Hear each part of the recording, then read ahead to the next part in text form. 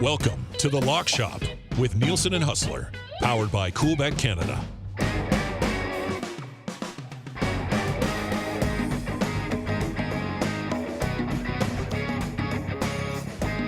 $11:04 on a Monday, and it is The Lock Shop. Dusty and Huss back with you once again.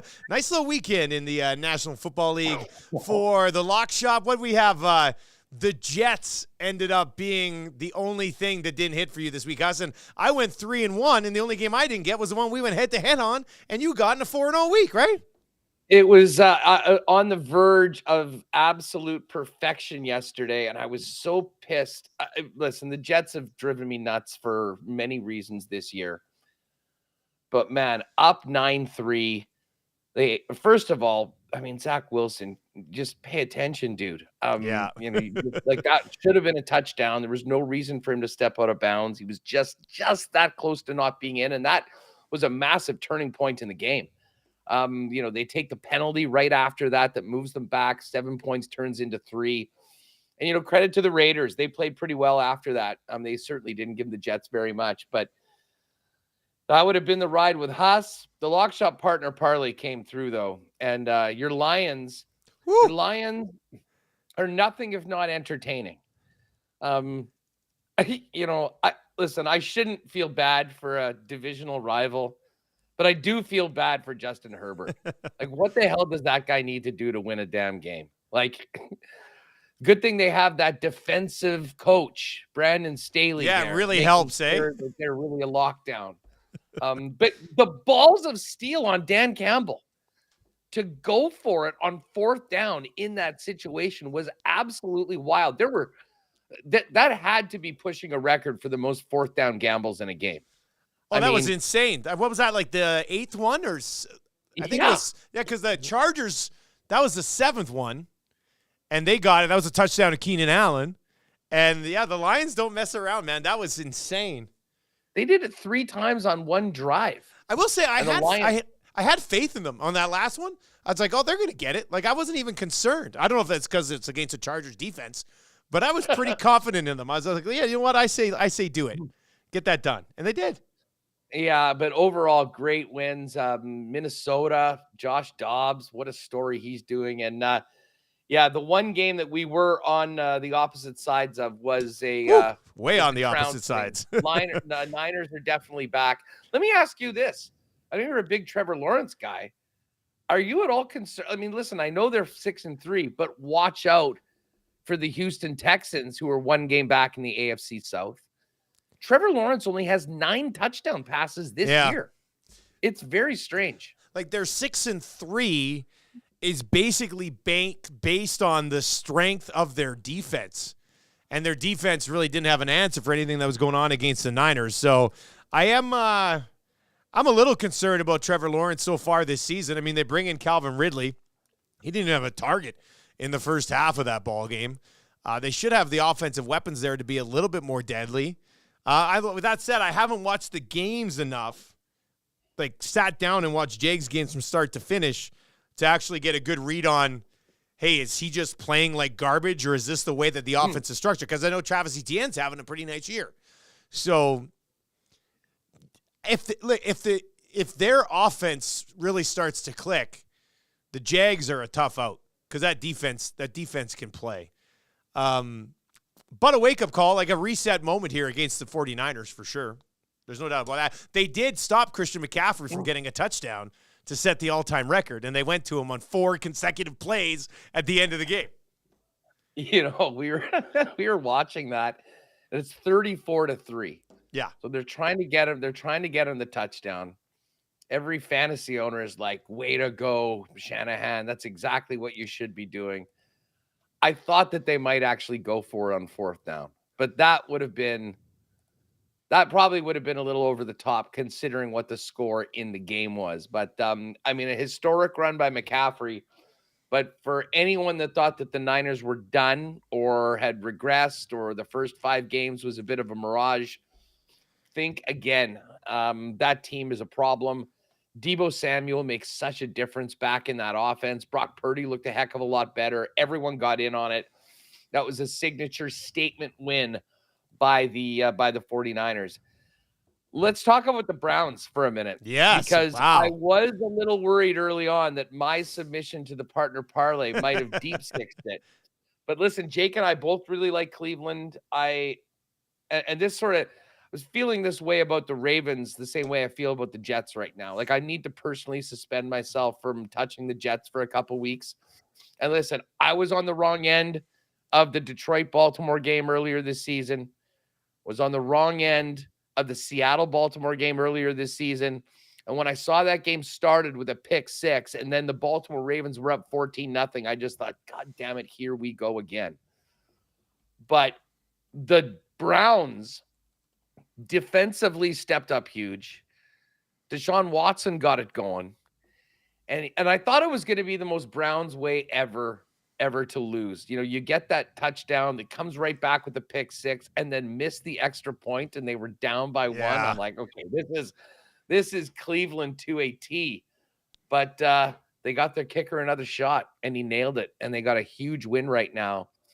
And it's hilarious, man. Like, if you're a Chiefs fan, you just sit back, bye week, Travis and Taylor have their beautiful moment in Argentina. And then you wake up the next day and see the Jags lose and the Ravens lose, and the Chiefs don't even play, and they make ground on the rest of the AFC, and they are the sole team with 2 losses right now in the AFC. So all in all, the bets were pretty good. Damn you, Jets, from the perfect week. And other than that, we're on to Monday Night Football and next week in the NFL. But hold on a sec. Before we do it, I do want to talk about a little football, including a game that you called this weekend. We will get into it on Winnipeg Sports Talk today, by the way. Once Dusty's done the oil stream, I don't know if they've got anything to talk about on that show today. But once the oil stream is done, 2:10 Winnipeg time, 1 p.m. for you ESTers. Jump on over and we'll sort of dive into it as well as talk maybe a little bit of Oilers as well. But how about what was your Saturday like? Look, first of all, did my appearance on the Winnipeg Jets pregame show move the needle at all? I got to make my desk debut alongside John Liu inside the arena for the first time, and that was fun. That was a lot of fun, and then obviously heading over to call that football game, which was a 5-point game in the fourth quarter. I don't know how the BC Lions, I mean, the Hail Mary obviously helps. That was the quietest I've seen IG Field all year. I was like, what the hell just happened? That was ridiculous. Well, I've got a funny story about that. So at halftime, and this would be something that many fans and certainly the media would have no idea about, but the north end of the stadium behind the Rum Hut. Yep, behind the Rum Hut. Behind the Rum Hut, technically outside of the stadium. On both sides, you can go out and people will have a dart or smoke of whatever they want. Dude, like there must have been 6,000 or 7,000 people there. And it was absolute chaos. People are enjoying themselves. But I would think that probably 90% of those people got out there with 10 seconds left in the half. Oh, no way. So as people are storming in, it's the start of the half, and they're looking up going, 18-10?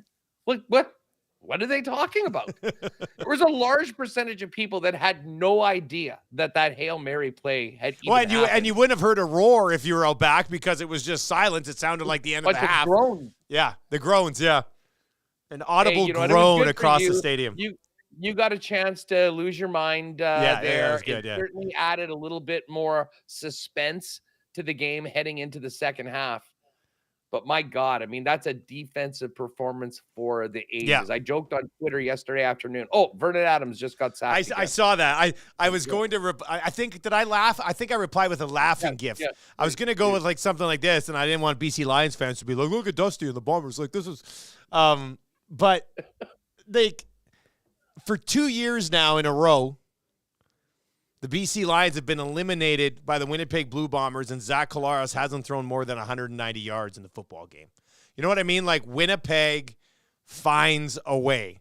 Brady Oliveira, I don't know if something was wrong with Brady in the second half because they kind of went away from him, which I even like late in the game where I thought usually it's a Brady Oliveira seal this game away type of drive. They were still throwing a little bit more than I thought. They brought Prukop in a couple of times for back-to-back plays. So I don't know if we'll see an update on Brady's status as we work our way through the week, but he was so good on that first drive. Like, talk about coming out and making a statement. I don't know if I've ever seen it in any football game ever, where a team comes out and it's just like, Brady Oliveira, who's probably should win the MOP.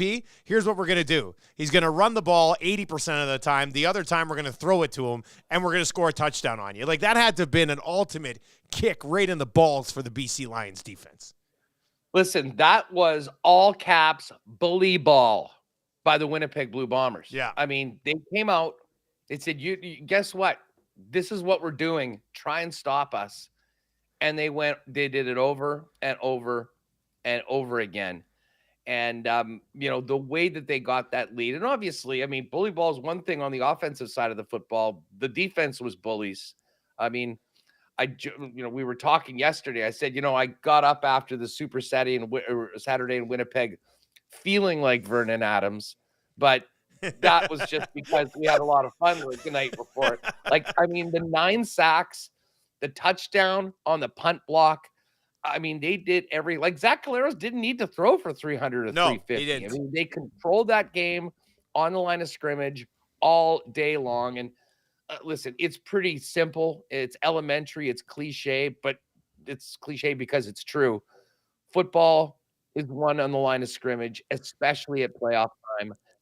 And that was exactly the way you draw up a Winnipeg Blue Bomber win outdoors in the middle of November at IG Field. And they got to feel very confident going in, although, really unfortunate about Adam Bighill. He went off with that straight leg, like wasn't bending it at all. That did not look good. I kind of felt bad for Vernon Adams when it was all said and done. I mean, he was under pressure the entire game. He got hurt early. He was basically limping the final 3 quarters. He was grinding it out. And not only that, but he lost by far his best weapon in Keon Hatcher to a non-contact injury relatively early in the ball game as well. So, I mean, this was a huge opportunity for Vernon Adams to kind of have like that legacy moment.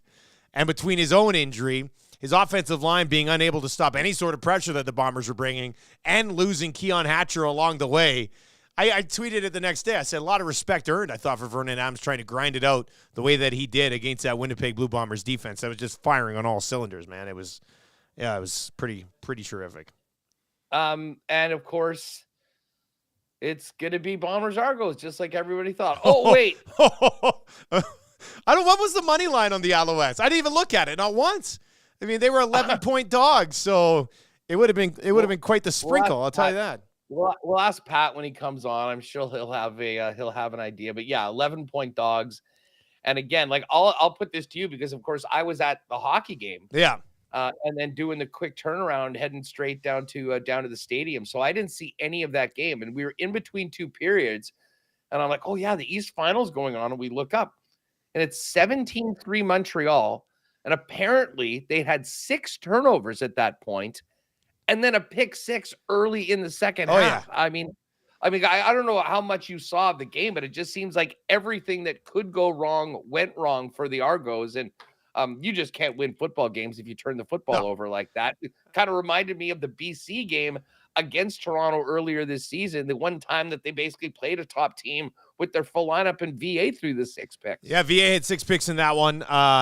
I was in and out because I was prepping and then I was getting ready. I watched the first quarter, pick 6, like the Argos 3 huge chunk plays down the field on their first possession. And you're thinking, okay, well, here's how this game's going to go. And then a pick 6, Dequoy takes it back the other way for like 100 and whatever yards it was.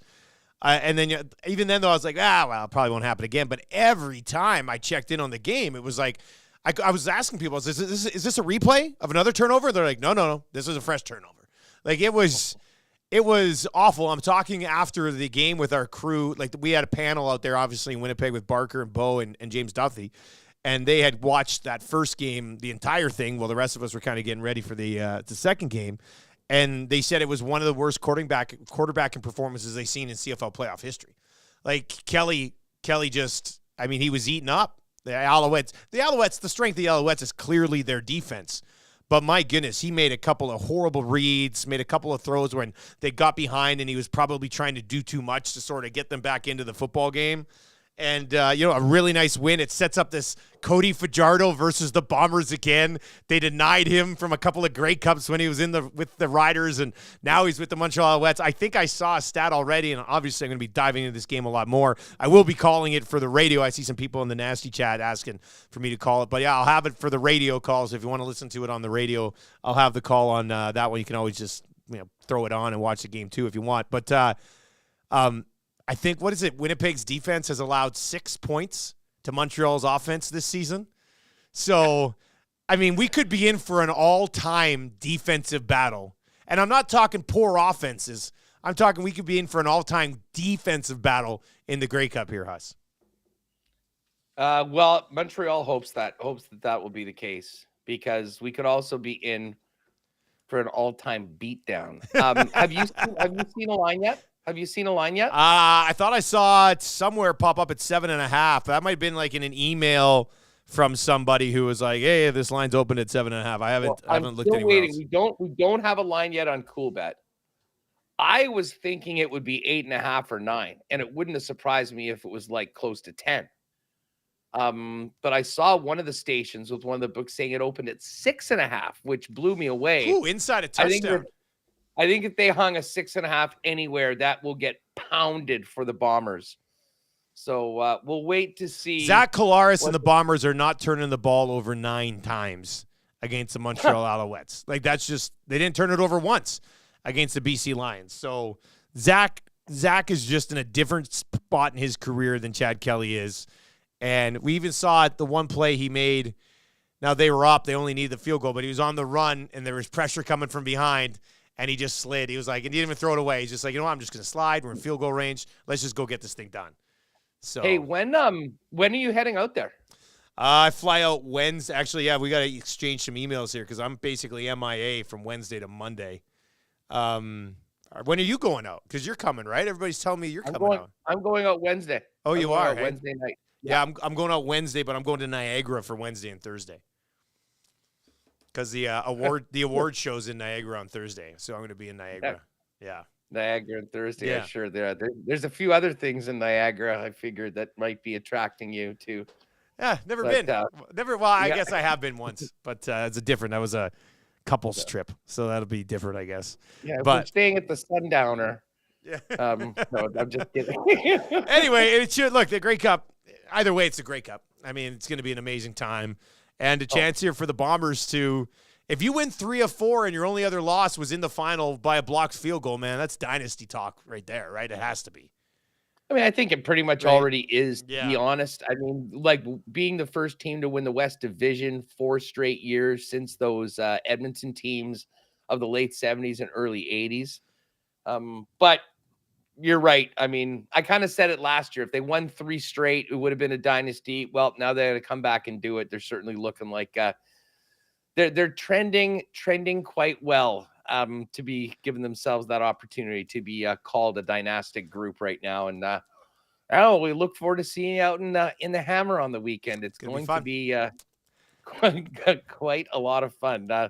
Road show, the lock shop on the road. If we have got any, we could somehow make that work. Yeah, out there, we'll definitely be able to make that work. I mean, we can probably.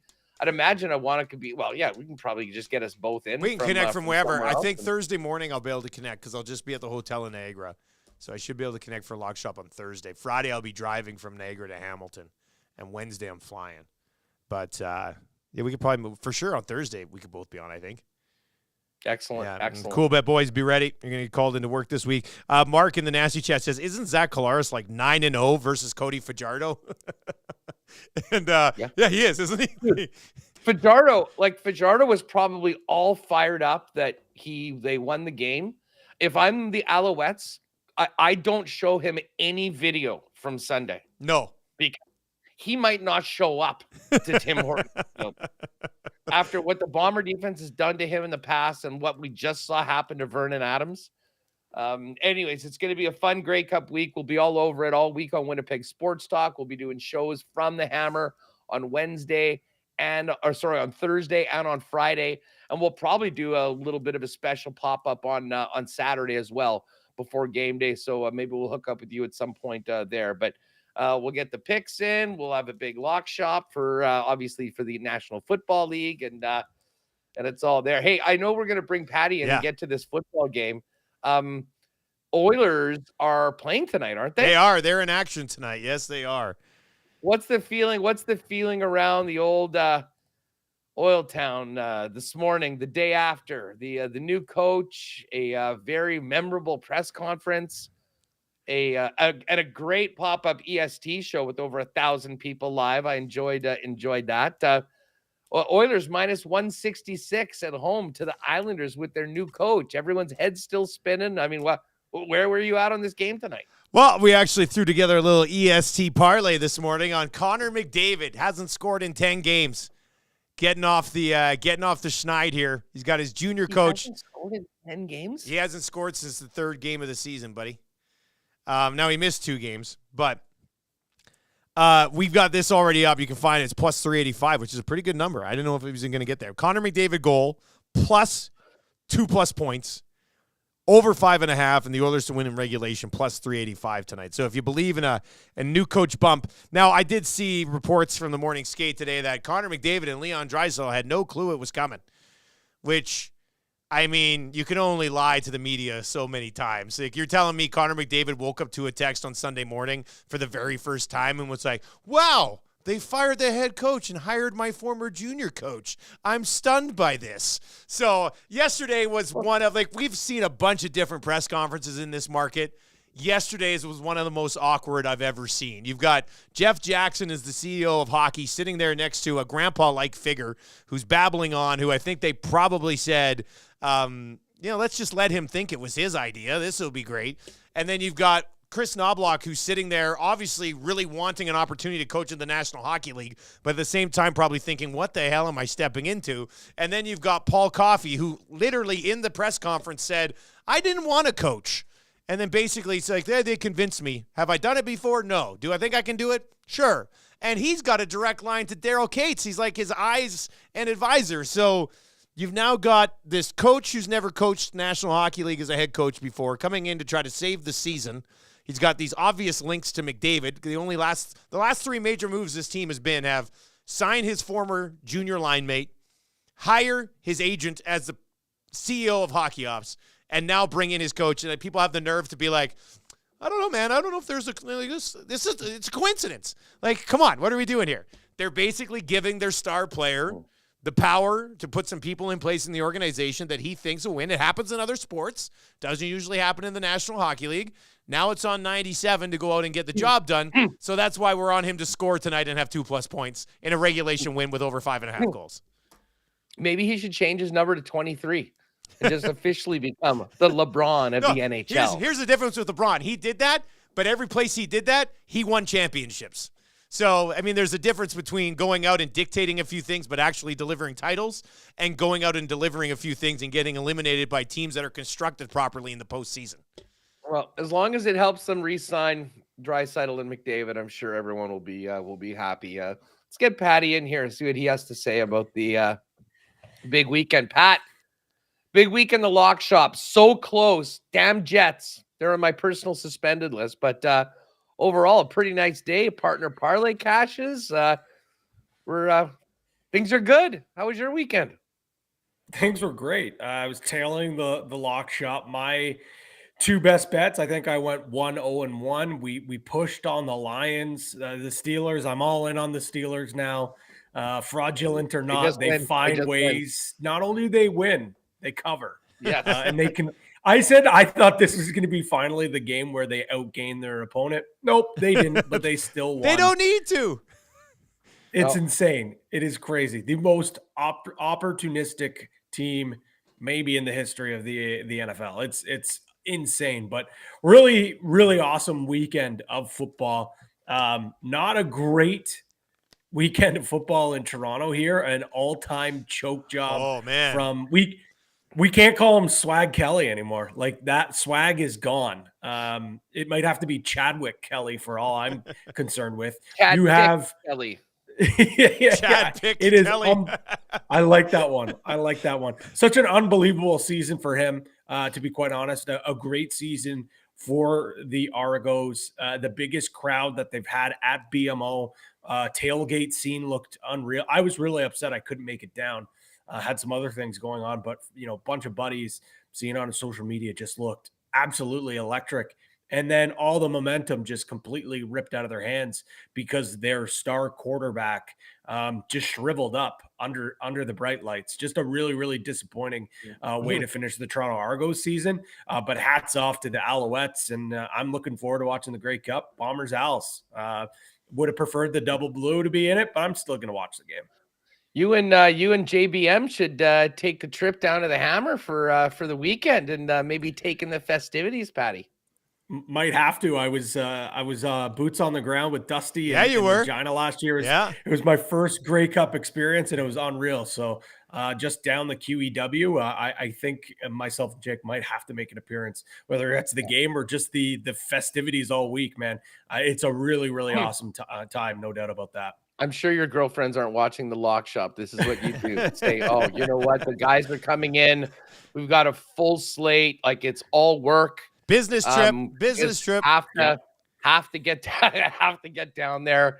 I'll probably see you Monday some point. Yeah, gotta entertain some clients. I'm sorry, babe. Exactly, entertaining clients. I like it.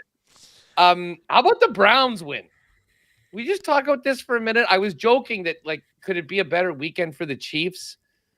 Travis Kelce and Taylor Swift have their moment in Argentina, and then we just enjoy the Jags losing, the Browns coming back to beat the Ravens after being down 14 on the road, and Kansas City doesn't play, and they're the only two-loss team left in the AFC. But Deshaun Watson did a lot for himself, because halfway through that game, people were saying that they made a big mistake getting rid of Josh Dobbs because they don't have a player. Dobbs, king of Minnesota. Yeah, this one kind of came as a shock. I was on what you and Jake were saying for sure. I ended up betting the Browns to cover the spread, but by a shock, just the way it unfolded. I thought that if the Browns were going to win this game, it was going to have to be a low scoring, vintage divisional matchup between these two teams, running the football, trying to slow down Lamar Jackson and this offense. Instead, it was, the flip was completely switched, and, their offense came to life. I think they outscored the Ravens like 16-7 in the fourth quarter, a really gutsy performance from this Browns team. And I think, you got to think as this team is as not only a team that probably can make the playoffs and likely to win the playoffs. I don't know if they're a Super Bowl contender, but maybe they're in that category of teams that you don't want to play in the postseason, especially if Deshaun Watson can play like that. He wasn't a world beater by any stretch of the imagination. Only had the one pick, made the big throws when he needed to. I liked seeing him use his legs a little more as well. So definitely some optimism here for the Browns. If you're a Ravens fan, I don't know how much of the panic button you're hitting, but it seems like this Ravens team, every time they make a big statement win, they have a little bit of a letdown, whether it's a loss or they play with their food and don't cover against a much inferior opponent. But I definitely think Ravens fans are scratching their heads wondering, like, where was this defense that was, shutting down the Seahawks, that completely silenced the Lions? Like, where did that defense go? There's one other game here, guys, that we didn't talk about, Huss, you and I off the top. But the Bengals had been rolling. And the Texans go out on the road. C.J. Stroud leads them to another late game comeback.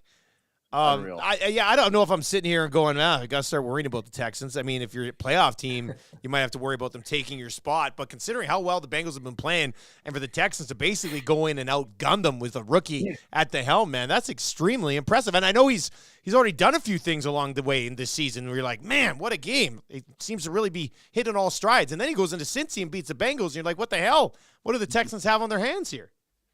Joey Burrow rolled in his Alouettes jersey. Yeah. Looking so cool. He is the coolest guy around. but he didn't know that CJ Stroud was wearing a Bomber jersey going into that visitors locker room.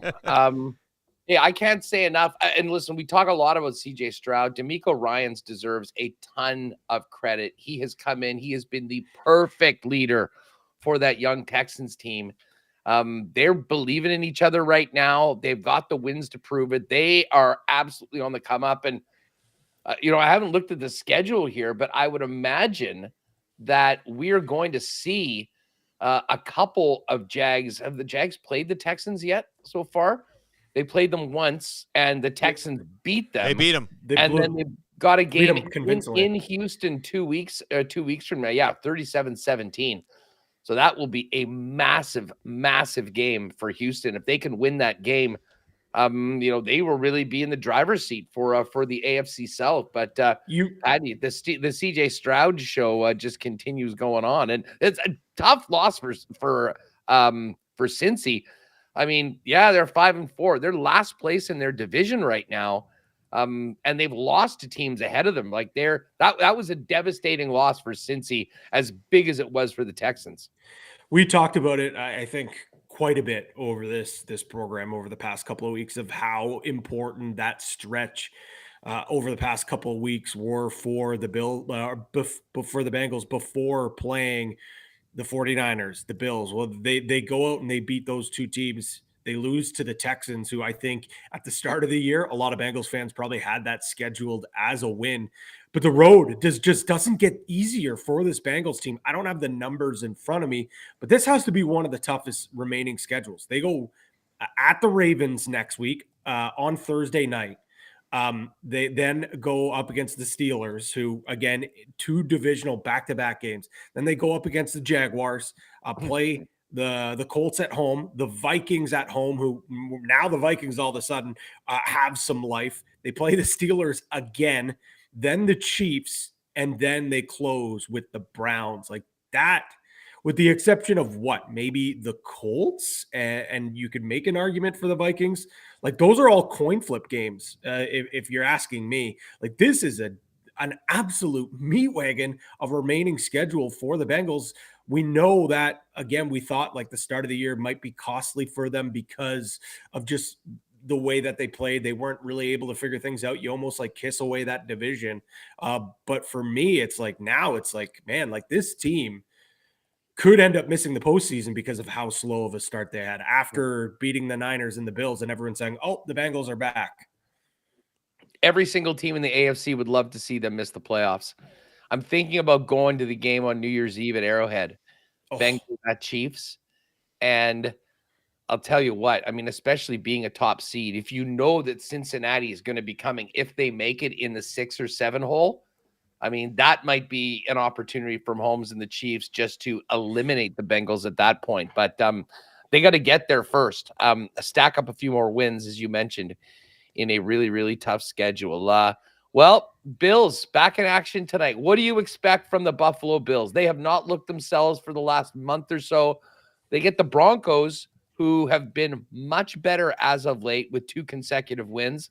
Patty, what's the pulse of the Mafia feeling coming into this one tonight? Expect the unexpected, to be quite honest. Like I can see this going either two ways. And I mean, it doesn't take a mad scientist to figure it out. I think this is finally the get right game for the Bills, where the offense really starts to click. The defense bends and doesn't break. And I think that's the likely scenario. But let's be honest, every time we've been expecting the get right game, it hasn't come. You think of that dominating performance on paper, or even with the eye test against the Buccaneers, and then they let the foot off the gas. And then it's a Hail Mary throw away from them potentially losing that game. You think of the Giants in prime time where, okay, this is where they get going. Well, they barely beat the Giants. They only put up 14 points. The Patriots game, we don't need to really go back there. Like you look at the schedule, and you think, okay, here's the get right spot. Here's the get right spot. If this isn't the get right spot, it's just not coming for the Buffalo Bills. And I said it last week.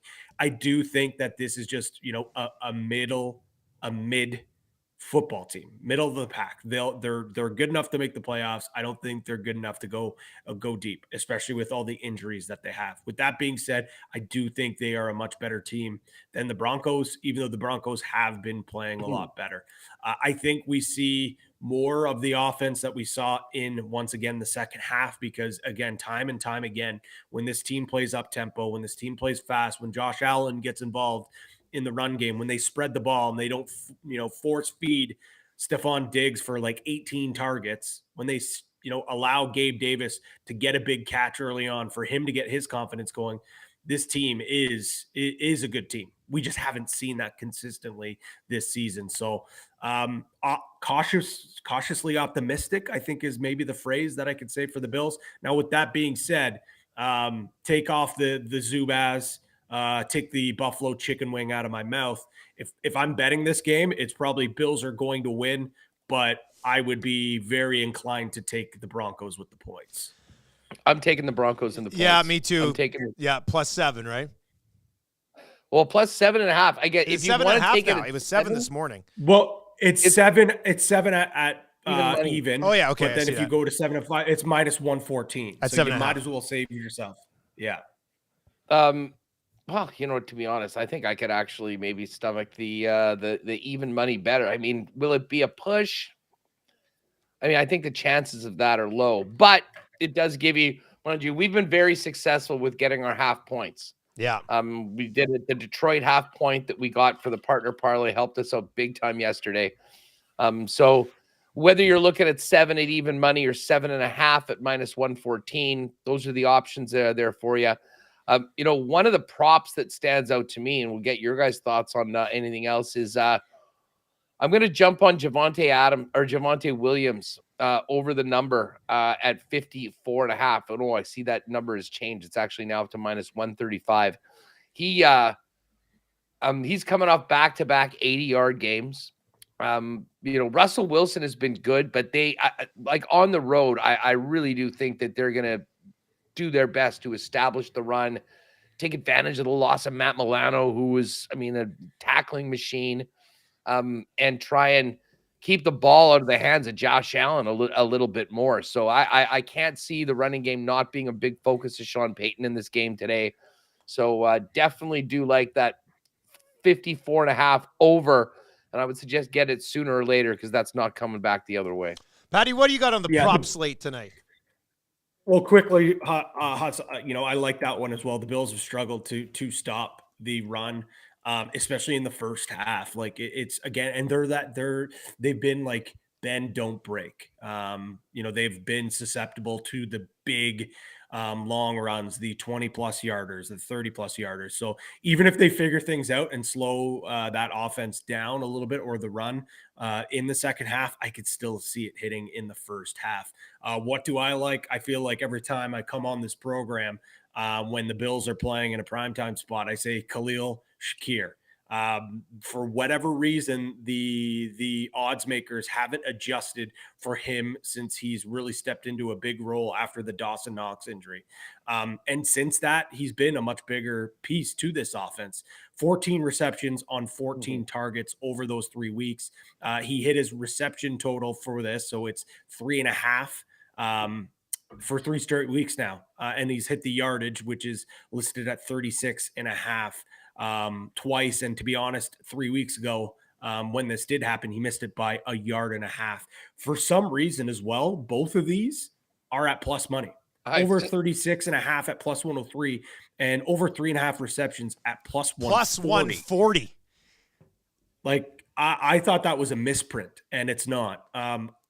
There's no, over the last 3 weeks, he's hit it all the, like each time. And then against a weak Bucs team, he had 92 yards, 6 receptions. He is such a key cog in this offense, and he's starting to become a really nice secondary option for Josh Allen. I like both of these here a lot. The other one, obviously, over 3.5 field goals. Both teams like kicking field goals here. It's a primetime game. We're taking it. And I mentioned it already. This offense goes as Josh Allen goes. And when Josh Allen goes, he's going with his legs. Over 34.5 rushing yards. We talked about, I think, the last time with this primetime game. I think it was actually the Bucs game that we talked about it. He hadn't hit over 21 plus rushing yards in like 3 straight weeks. Since then, he really has involved his legs a little more, whether it's, Ken Dorsey dialing up some more design runs or just Josh Allen taking it into his own hands and running the ball. So I like over 34.5 rushing yards. Anything that has to do with Khalil Shakir, I'd even take a touchdown prop at this point, and then over 3.5 field goals. Well, that's obviously we'll get a Shakir in there. We'll go with Javonte Williams. Dusty, what are you thinking man, for a little my top 2 were Shakir as well. When Patty brought him up, like the 2 that I have written down here, the over 3.5 a plus 140, he's caught every single ball thrown in his direction for the last 3 weeks. You know what I mean? Like, yeah. And maybe he actually. He has 19 targets, 18 receptions for the entire season. For the entire season, yeah. And 14 for 14 insane. In the last 3 weeks. So now maybe that's why we get this 3.5 at plus money, because people are thinking, well, he's not going to catch every single ball that's thrown in his direction. But let's be honest, a lot of the balls that are thrown in his direction aren't really deep shots that he's going to have a hard time getting his hands on, right? They're more of the over the middle, shorter routes. So I think I don't know which one I love more. I like both of them. I mean, Pat, if you had to lean one way or the other on these, if we're going to go Javonte Williams, we could also go Josh Allen over on the rushing that Pat said, and I'm fully on board with Shakir here as well. But which one do you like more, the yards or the receptions? I think, to be honest, I like the receptions a little more. And it's not just because I was going to say, is that because it's the value? Because that's what I was kind of leaning towards as well. But in my mind, I'm like, it's probably just because of the bigger number. When I checked, like when I was looking at this morning, like I thought Shakir would be 3.5, but I honestly thought it was going to be like, minus 110. The fact that it's plus 140, like it just, to me, it doesn't make any sense. And sometimes that means like, okay, there's a reason why, but with this Broncos defense as well, it's not like they're going to really lock up Shakir. If anything, like maybe, like, I don't know. You may make a great point as well. Like Shakir, he's more of that, like, up the middle, gets a lot of first downs, but it's not like they're going to be bombing it to him for like 30, 40 yards. So I think I like the receptions more. Yeah. So let's get the receptions over 3.5 plus 140, over 54.5 rushing yards for Javonte. Do we want to just put the field goals in on that? Do you already have that on the primetime? I do, but that's no worries because I've got Shakir on my primetime one as well. Okay, so they'll be relatively similar. I think we keep this one to props. I guess we could go the Josh Allen. Are you hesitant on that though, Huss? I mean, I don't like it as much as the other ones, just because if they're cruising in this game, which is definitely a possibility, how much does he really have to run? What about if we like field goals and if the Bills score? What about Tyler Bass over 6.5 kicking points at minus 118? Oh, I like that. I mean, so that's 2 field goals and a convert. Yeah. Like worst case scenario, that's all you would need minimum to hit that, right? I like that. Let's do that. I'm okay throwing that in there. Patty, what do you think? Yeah. I love that. Yeah. I love that. Okay, so Bass over 6.5 kicking points. Khalil Shakir over 3.5 receptions. And Javonte Williams over 54.5 rushing yards. Let's put it together and get it in the exclusive. That'll be a good one. I like cheering for like we'll always be cheering for both kickers, but even if only one of them has a good game, it could still pay off for us. So that's that's good as well. You may as well hit the primetime parlay because we have our favorite bet. The field goals is in there, plus just 3 or more receptions for Shakir. Beautiful. And then and you always want to throw a sack in there, don't you? I do. So I went with Leonard Floyd. He's been the most consistent guy on that line. They've been dealing with injuries, but he's no doubt able to get to Russ Wilson. And let's be honest, Wilson doesn't move the way like he once did. He takes a lot of licks, especially with that offensive line. I think they're top, or I guess I should say bottom 5 in sacks allowed. So they Wilson definitely gets touched up. Plus 525, really like that number. And I even bought down the one reception for Shakir as a little bit of a safety blanket. Huss, what's coming up on Winnipeg Sports Talk today, buddy? Well, very special guest at 2:10. Dustin Nielsen. We'll talk some Bombers, Grey Cup, and obviously get the latest on the Oilers. Dave Poulin's jumping on with us. Really looking forward to that. I think Jeff Hamilton is going to pop on the phone. He's just flying I now. saw him at the Elephant and Castle on Saturday night. Rolled in after the game. Saturday night? Yeah. Him and Wyman came in there for a bit. Oh, nice. Yeah, I would have liked to have come down and see you. I thought you might make an appearance later on, but let's just say that the train came out of the station at about 1:30 p.m. And did you end up at Wind City? Of course we did. Lights coming on. Everyone, get the hell out of here. It's 2 a.m. It was, hey, you know what? It was a super Saturday. Jets didn't win, but the Bombers did. It was fun anywhere you went to.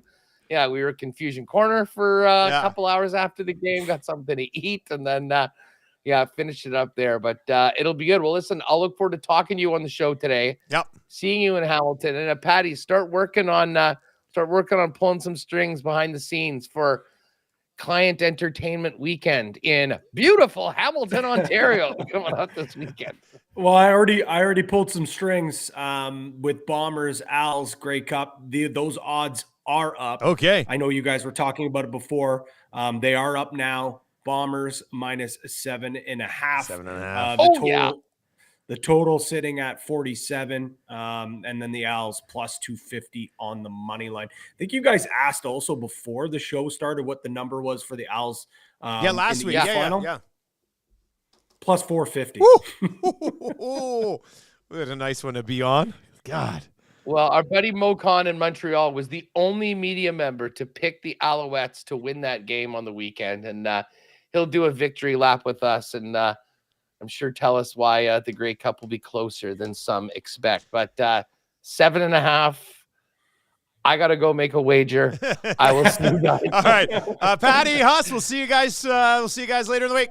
There you go. That's a lot shot today. Boys. Thanks for joining us.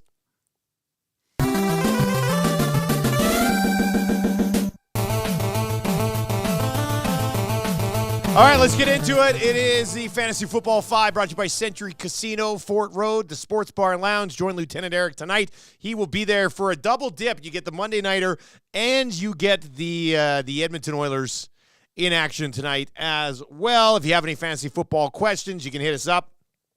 780-218-9999, 780-218-9999. And, of course, in the Nasty Chat as well. Some starts and sits for tonight's game, obviously. I mean, if you're looking for last-minute sort of advice on this game, most of you would already had your lineup sort of locked in for tonight, but it's pretty basic. I mean, there's really nothing else that you're looking at. You're feeling pretty good. You're obviously starting Josh Allen. At this point, I'd have to say Russell Wilson is kind of a borderline starter. I mean, odds are nobody drafted Russell Wilson in your league, so maybe you did pick him up somewhere along the way. But I mean, from a daily fantasy thing, you could do worse than Russell Wilson at this stage of the season with the way that he's performed so far. Diggs is a must start. Javonte Williams is a must start. Cook on the other side is a must start. I am in a league where I need Cook to be held to. Oh, which league is that in? Let me try to take a peek. I got too many of them going on. The only other must start would probably be Kincaid. On the other side, Cortland Sutton, Jerry Jeudy. Yeah, you're kind of like this as far as starting them. I don't know if you're feeling overly confident. Same with Gabe Davis. Like Shakir, we just talked about. Like him on a couple of player props tonight, but you definitely don't want to start him in fantasy as well. Yeah, here we go. In the What Would Taco Do League is the league I'm in with Huss and Jamie Thomas. I am up 107.64 to 98.42, but I only have a 39% chance to win. I need this win. I'm 4-5 right now. I'm going up against a guy who's 5-4. Critical game here.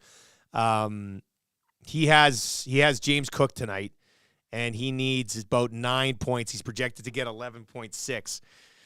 So that's a tough one. I guess I got a little bit of sweat. I got a little bit of sweat going on in that one tonight. I didn't get hosed, but I needed just a little bit more from the Jets offense last night. This was a tough one. This is my big boy league. I'm in an okay spot here playoff-wise in this one, but this one still stings. I lost 102.46 to 102.04. I lost by 0.42 points. I needed the Jets to finish with 9 defensive points.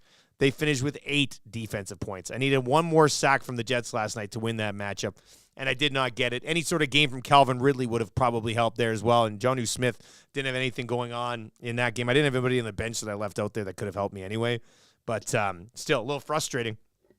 How about this? I may have saved the season in the league that I decided it was time to rebuild in. One of my trades was for C.J. Stroud, and C.J. Stroud may have just saved my season in our 16-man league that I'm in with Matty Wanek. Matty, you had a big win this week. Are you a Keenan Allen going? He had a huge game. Very good week for me. And you actually beat a team that I'm trying to track down. Yeah. So you did me a major favor. I also feel like I'm, with 3 games to go, I should be in the playoffs. Oh, you're pretty comfortable. What are you at now? I'll be 6-4. Yeah, usually you need like 7. I shouldn't really bottom out because there'll be other losses there or something. I should be okay, especially I think the wins I have. I think our tiebreakers head to head. Are you second in your div right now? Well, it's tight. Kixie's going to win, I think, and I think P-Sweat might win too. So I might be a game behind. Yeah. But I think all the team, Well, I just beat the team that's chasing you in your division. I beat Sambuca this week. Yeah, and I think head-to-head is one of the first things. Yeah, I think it is. So I've done well against your division, I think. So I beat you, so I have that against you. I beat Tanis. I have the one against her. I think I beat Titties too, I think. I'm moving back into division play here, and I think I got swept on my div to start the year. So I might need a little bit more help here. But this was a team that was 1-6, and I was like, it's time to trade some pieces away.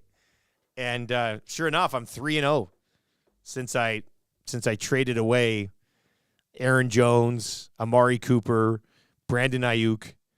But my team yesterday, they delivered. It was nice. It was actually see them delivered. C.J. Stroud, 19 points. Keaton Mitchell, who I finally used a waiver claim on, he got 11. Bijan Robinson finally got involved. He had 16 points.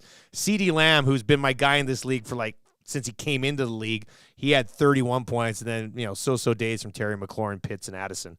But that was enough. The other guy was going up against basically had Herbert and Olave who did anything. So I'm still hanging around trying to weasel my way into the playoffs. CJ Stroud is a stud. Dynasty leagues, how is CJ Stroud not a top 5 dynasty quarterback right now?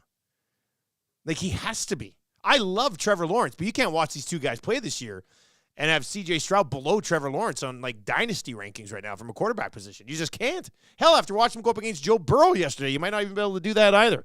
CJ Stroud has become an absolute stud for the Houston Texans. I'm actually starting him in that big boy league that I'm in as well. And I actually had him in my Juan Rincon fantasy football league, but I dropped him so that league I screwed up, and I'm commissioned that league, but I didn't set it earlier. Usually if you're out, you can go on the IR, but this year it wasn't set that way. So I've got 4 guys currently out. I could have dropped Justin Fields, but I have this weird man crush on Justin Fields. So I dropped C.J. Stroud, and now I'm starting Jared Goff, which is still okay because Goff puts up fantasy points, but in a keeper league.